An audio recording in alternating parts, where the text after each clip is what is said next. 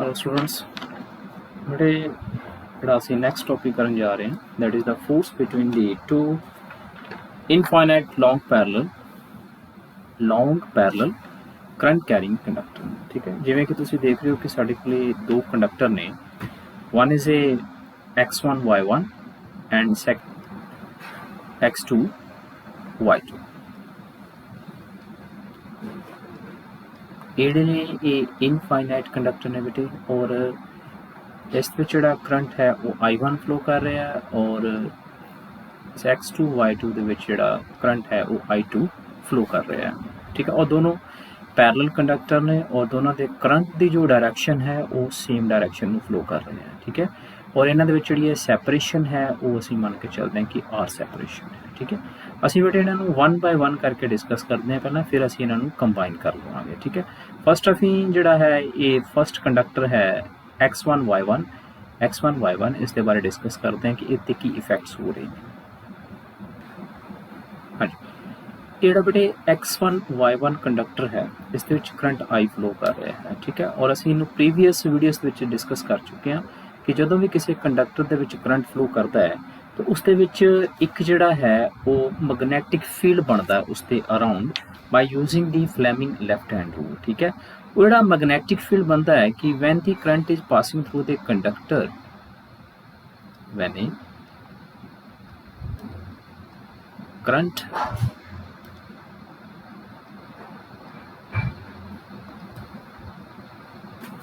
okay when a current is passing through a conductor a magnetic field is produced around the conductor। और वो ਜਿਹੜਾ magnetic field ਦਾ formula ਬੇਟੇ ਅਸੀਂ ਪਹਿਲਾਂ ਪੜ੍ਹ ਚੁੱਕੇ ਹਾਂ ਕਿ ਫਸਟ ਕੰਡਕਟਰ ਦੇ ਵਿੱਚ x1 y1 ਵਿੱਚ ਜਿਹੜਾ ਮੈਗਨੈਟਿਕ ਫੀਲਡ ਬਣੇਗਾ ਇਸ ਦੇ ਵਿੱਚ that is B is equal to mu naught upon 4 pi 2 और करंट कितना पास कर रहा है इसके विचों I1 2I1 अपॉन किसी डिस्टेंस से। ठीक है, कितने डिस्टेंस असीं फाइंड कर रहे हैं, let it be R distance असीं जिहड़ा मैगनैटिक फील्ड फाइंड आउट कर रहे हैं उसका फार्मूला है B is equal to mu naught upon 4 pi 2I1 upon R1। इसमें असीं नंबर 1 लगा देंगे और ये उसके अराउंड जिहड़ा है एक मैगनैटिक फील्ड बन रहा है। ये जिहड़ा डिस्टेंस है और असीं मान लेने कि जिहड़ा ये वाला पॉइंट है this point is called a point P।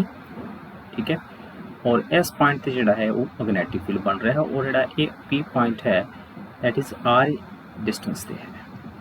Clear, कितना मैगनैटिक फील्ड बन रहा है B1 is equal mu naught upon 4 pi 2I1 upon R1।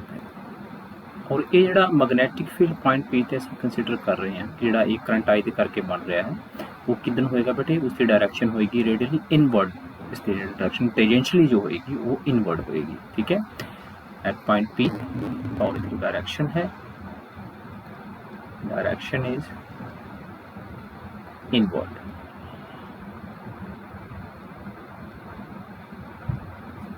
Clear, ਹੁਣ ਇਹ ਜਿਹੜਾ magnetic field at point P ਤੇ R ਡਿਸਟੈਂਸ ਤੇ ਬਣ ਰਿਹਾ ਉਹ ਕਿਹਦੇ ਕਰਕੇ ਬਣ ਰਿਹਾ ਬੇਟੇ, ਕਰੰਟ I1 ਦੇ ਕਰਕੇ ਬਣ ਰਿਹਾ। ਠੀਕ ਹੈ, ਹੁਣ ਅਸੀਂ ਕੀ ਕਰਾਂਗੇ, ਜਿਹੜੀ ਸੈਕਿੰਡ ਜਿਹੜੀ ਸਾਡੇ ਕੋਲ ਕੰਡਕਟਰ ਹੈ ਉਸ ਨੂੰ ਅਸੀਂ ਇਸ ਤੇ ਪੈਰਲਲ ਪੁਆਇੰਟ P ਤੇ ਲੈ ਕੇ ਆਵਾਂਗੇ। ਤੁਸੀਂ ਦੇਖ ਰਹੇ ਹੋ ਕਿ ਜਿਹੜਾ ਇਹ ਸੈਕਿੰਡ ਕੰਡਕਟਰ ਹੈ ਜਿਸ ਨੂੰ ਕਿ ਅਸੀਂ x2 ਐਂਡ y2 ਕੰਸੀਡਰ ਕੀਤਾ ਹੈ ਔਰ ਇਸ ਦੇ ਵਿੱਚ ਜਿਹੜਾ ਕਰੰਟ ਫਲੋ ਕਰ ਰਿਹਾ ਹੈ ਉਹ ਕਿੰਨਾ ਫਲੋ ਕਰ ਰਿਹਾ ਹੈ I2 ਕਰੰਟ ਫਲੋ ਕਰ ਰਿਹਾ ਹੈ। ਠੀਕ ਹੈ, ਔਰ ਇੱਥੇ ਜਿਹੜਾ ਮੈਗਨੈਟਿਕ ਫੀਲਡ ਪ੍ਰੋਡਿਊਸ ਹੋ ਰਿਹਾ B1 ਉਹ ਇੱਕ ਟੈਂਜੈਂਸ਼ੀਅਲੀ ਜਿਹੜਾ ਹੈ ਇਸ ਸਰਕੂਲਰ ਪਾਰਟ ਤੇ ਹੋਏਗਾ ਪੁਆਇੰਟ P ਤੇ। ਠੀਕ ਹੈ, ਹੁਣ ਜਿਹੜਾ ਇਹ ਬੇਟੇ ਸੈਕਿੰਡ ਕੰਡਕਟਰ ਹੈ x2 y2 ਇਹ ਇੱਕ ਮੈਗਨੈਟਿਕ ਫੀਲਡ ਦੇ ਵਿੱਚ ਆ ਚੁੱਕਾ ਹੈ।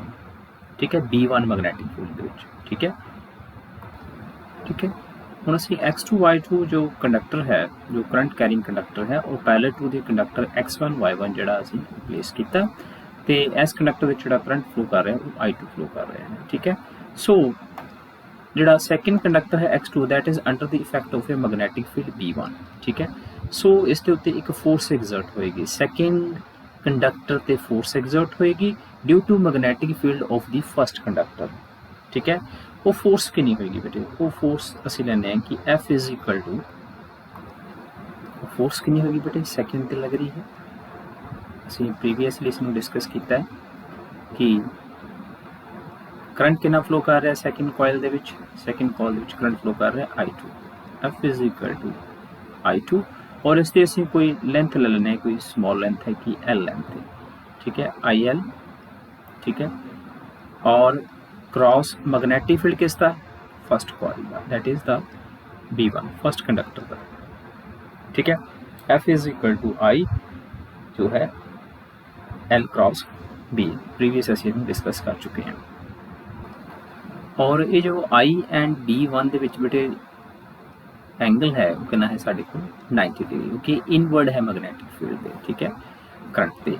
तो सो ये बन जाएगा साढ़े को I2 L B1 sine 90 degree, और साइन 90 कितना होंगे बेटे 1 होंगे। इट मीन जो है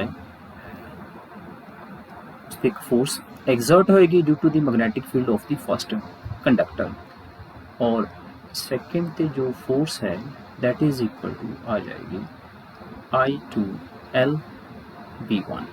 हुण असीं मान के चलते हैं कि जिहड़ी ये यूनिट लेंथ ते कि अगर length is equal to 1 unit असीं ले लैंदे हैं, फिर फोर्स कितनी आ जाएगी, फिर फोर्स आ जाएगी बेटे साढ़े कोल कि F2 इज इक्वल टू ये बन जाएगी I2 इंटू B1, और B1 की वैल्यू जो है असीं इक्वेशन नंबर 1 दे विच फाइंड कर चुके हैं, और इसमें असीं लिख सकते हैं I2 mu naught upon 4 pi 2I1 upon R।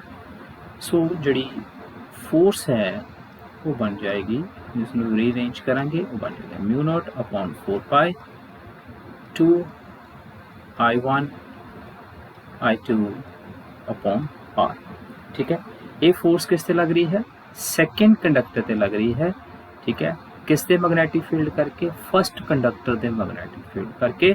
और इसकी जिहड़ी डायरैक्शन होएगी by using the Fleming left hand rule, तुसीं देख रहे हो कि जिहड़ा करंट है, अगर असीं इत्थे Fleming left hand rule draw करते हैं कि current is along the upward, और जिहड़ा मैग्नेटिक फील्ड है वो परपेंडिकुलर है इनवर्ड, ठीक है। तो जिहड़ी फोर्स लगेगी फिर इस ते वो की होएगी साडे कोल, वो इनवर्ड फोर्स होएगी, that is the F2। Clear point. So इस पॉइंट ते जिहड़ी एक कॉइल ते फोर्स लग रही है उसकी जिहड़ी डायरैक्शन है वो साडे कोल की आएगी, दैट जिहड़ी P पॉइंट ते फोर्स लग रही है उसकी डायरैक्शन होएगी दैट इज इस डायरैक्शन। और ये कितनी फोर्स है साडे कोल, ये फोर्स है बेटे F2, दूसरी कॉइल जो लग रही है, किसके द्वारा लग रही है, 1 द्वारा लग रही है, ओके। नाउ सिमिलरली देखो कि जो साडे कोल ये वाली जो फोर्स है, ठीक है, this is due to the force due to the magnetic field of a conductor first, ठीक है। सिमिलरली जिहड़ा ये सेकेंड कंडक्टर है X2 Y2, इस दे विच भी एक करंट फ्लो कर रहा है I2। इसका मतलब की है कि इसका मतलब यह है कि जिहड़ा इस दे विच करंट फ्लो कर रहा है, इस दे करके भी एक इस दे अराउंड भी एक मैग्नेटिक फील्ड बनेगा। सिमिलरली हुण देखो तुसीं कि जिहड़ी second coil C, second conductor सी, उस दे विच भी जिहड़ा करंट फ्लो कर रहा सी, कितना कर रहा सी, I2 कर रहा सी, ठीक है। ते by using the right hand thumb rule ते इस दे अराउंड भी की बनेगा, एक मैग्नेटिक फील्ड बनेगा, और उसकी डायरैक्शन की होएगी ऐसा, ठीक है। और इसके अराउंड जिहड़ा मैग्नेटिक फील्ड बनेगा असीं उसनूं नाम दे दिंदे P2, और ये भी मैग्नेटिक फील्ड कितना बनेगा, जिवें असीं फर्स्ट एक्सप्रेशन दे विच बनाया सीगे B2 is equal to mu naught upon 4 pi that is 2I2 upon कितने डिस्टेंस ले लिया इसका, ये डिस्टेंस और ये वाला डिस्टेंस जिहड़ा है ये भी R है और ये भी R है, अपॉन कितना आ जाएगा, R आ जाएगा, नंबर इसमें 3 लगा, ठीक है जी। हुण असीं अगेन जिहड़ी दूसरी first coil C X1 Y1 conductor जिहड़ा सीगा वो असीं इस ते इस पॉइंट Q ते लैके आवांगे, this is a point Q, ठीक है। हुण ये जिहड़ी सेकेंड कॉइल सी साडी, यानी कि फर्स्ट कॉइल जिहड़ी X1 Y1, वो भी एक मैग्नेटिक फील्ड के अंदर है, वो मैग्नेटिक फील्ड किसका है, सेकेंड कंडक्टर का, ठीक है। सिमिलरली जिवें पिछले केस दे विच इस ते करंट कितना फ्लो कर रहा है I1, ठीक है। पिछले केस विच I2 ਜਿਹੜਾ ਸੀਗਾ I1 ਦੇ ਮੈਗਨੈਟਿਕ ਫੀਲਡ ਦੇ ਅੰਦਰ ਸੀਗਾ। ਹੁਣ ਇਸ ਕੇਸ ਵਿੱਚ ਕੀ ਹੈ ਕਿ ਜਿਹੜਾ I1 ਜਿਹੜੀ X1 Y1 ਹੈ ਉਹ X2 Y2 ਦੇ ਕਰਕੇ ਜੋ ਮੈਗਨੈਟਿਕ ਫੀਲਡ ਬਣ ਰਿਹਾ ਹੈ B2 ਉਸ ਦੇ ਅੰਡਰ ਆ ਰਹੀ ਹੈ। देयरफॉर ਇਸ ਤੇ ਇੱਕ ਫੋਰਸ ਐਗਜ਼ਰਟ ਹੋਏਗੀ।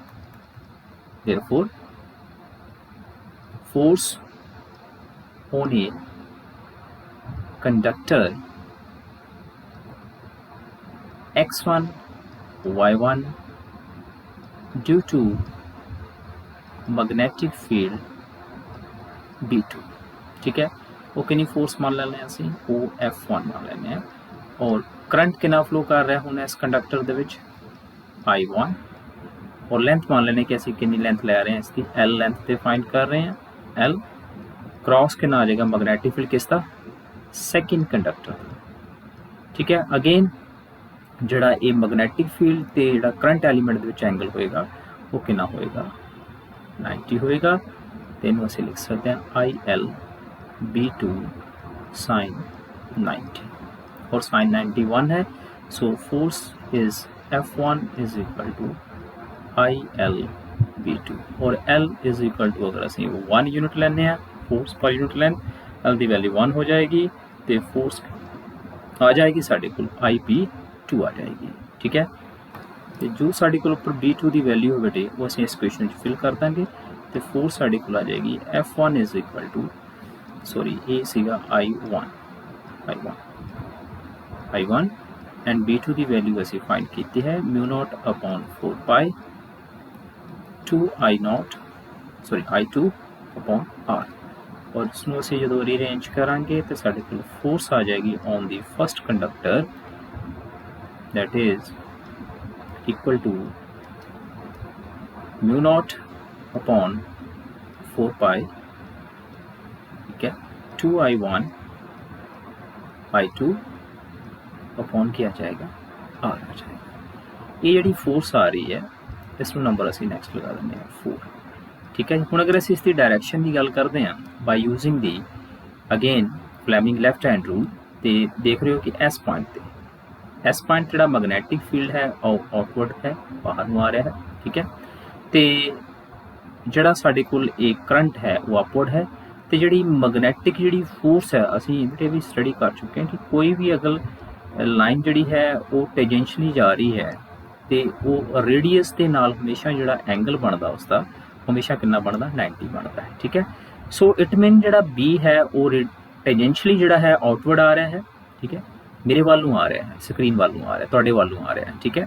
और जो करंट है वो अपवर्ड है, ठीक है। जिवें कि इस डायग्राम देख रहे हो तुसीं कि करंट कितना मैगनैटिक फील्ड है जिहड़ा कि एवरेज शो कर रहे हैं, ठीक है। तो जिहड़ी हुण जिहड़ा डायरैक्शन रेडियस वालों जिहड़ी लाइन जाएगी वो की होएगी साडे कोल तुसीं फ्लैमिंग लैफ्ट हैंड रूल लगा के बेटे कर सकते हो कि जिहड़ा करंट है दैट इज अपवर्ड अपनी जिहड़ी मिडल फिंगर है उन्होंने अपवर्ड करो और जिहड़ा मैगनैटिक फील्ड है वो जिहड़ी फर्स्ट फिंगर है उन्होंने अपने वाल करो तो थंब जोड़ा है तो वो इनवर्ड जाएगा, ठीक है। सो जोड़ा फोर्स लग रही है F1 उसकी जी डायरैक्शन आएगी वो ए होएगी दैट इज F1 और जो प्रीवियस असीं फाइंड किया सी कि जी इस ते फोर्स लग रही सी, ठीक है, वो भी मैं तुहानूं दिखा देना जोड़ा असीं प्रीवियस फाइंड की है फोर्स F2, ठीक है। वो फोर्स की भी डायरैक्शन किधर होगी साडे कोल inward C towards the X1 Y1, ठीक है। सो ये दोनों फोर्सेस जड़ियां ने एक दूसरे के वाल नूं लगणगियां और इस पॉइंट ते सी साडे कोल फोर्स F2 और दोनों का अगर असीं मैगनीट्यूड देखते हैं F1 का एंड F2 का और दोनों का मैगनीट्यूड जोड़ा है वो चैक करते हैं असीं कितना आ रहा है F2 is equal to μ0 upon 4 pi 2 I1 I2 upon R ये एक्सप्रैशन आ रहा है साडे कोल। इसनूं असीं अगर मार्क ए कर दिंदे आ तो जो दूसरी साढ़े को फोर्स आ रही है F1 और दोनों का एक्सप्रैशन की है सेम आ रहा है, इन्होंने एक्सप्रैशन भी कर देंगे बट दोनों की जी डायरैक्शन है वो की आ रही है साढ़े को ओपोजिट आ रही है, क्लीयर पॉइंट। सो दोनों ही जी एक दूसरे से जी फोर्स है एक दूसरे को अपने वाल अट्रैक्ट कर रहे हैं, ठीक है। F1 जो है बेटे दैट इज इक्वल किस पे आ रही है F2 पे आ रही है और वैल्यू कितनी आ रही है साढ़े को μ0 अपॉन 4 पाई 2 I1 I2 तो ये जी आ रही है साढ़े को 2 I1 I2 अपॉन कितना आ रहा है दोनों फोर्सेस बेटे इक्वल ने बट एक दूसरे के किन्ने ऑपोजिट ने। इट मीन कि जिहड़ियां F1 एंड F2 है दैट इज इक्वल एंड एक दूसरे की डायरैक्शन की ने ऑपोजिट ने। तो ये दोनों फोर्सेस जिहड़े ने एक दूसरे को अपने वाल की करनगियां अट्रैक्ट करनगियां। For two conductors